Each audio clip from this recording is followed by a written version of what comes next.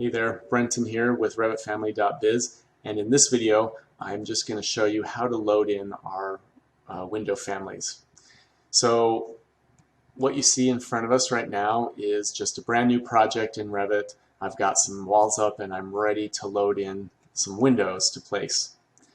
So depending on how you were trained in Revit, there are a couple ways you can put a family and bring it into Revit. Sometimes people copy and paste from other projects. Sometimes you open up your browser like this, and then you just drag and drop the families in. I'm going to say those are all the ways you don't want to load in our window families.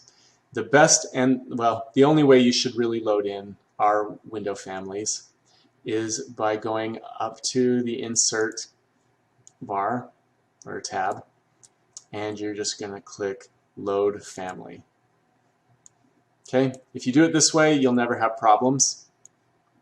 And it's because in the last video I talked to you about type catalogs.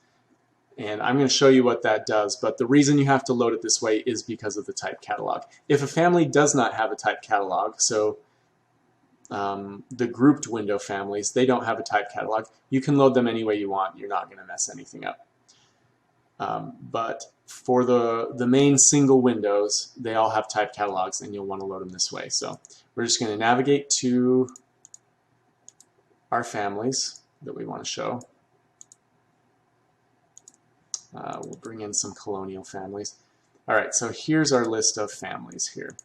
So let's bring in a couple of them. Let's just pick a handful and try to bring them in at once.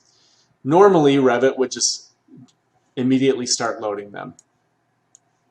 But what it's doing here is it's showing you the type catalog. So over to the left here, here's the name of the families we selected. And when we click on each family, we get its type catalog.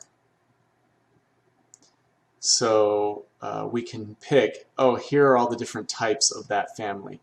And it's saying instead of loading all of these families all at once, which takes up extra space in your project, you can pick what ones you're going to use. So you may have seen this before with structural elements like an I-beam or trusses.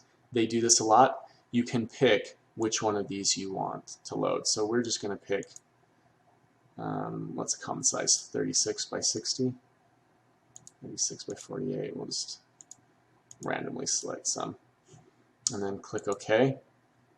And now it's going to load this family into the project, and only the types we selected. You can shift click for multiples, but now it's saving you time.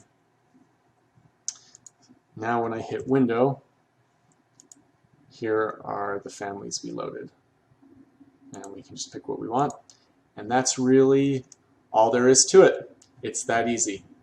Alright guys, thanks for watching. If you have questions or concerns, please let me know, and we'll catch you in the next video.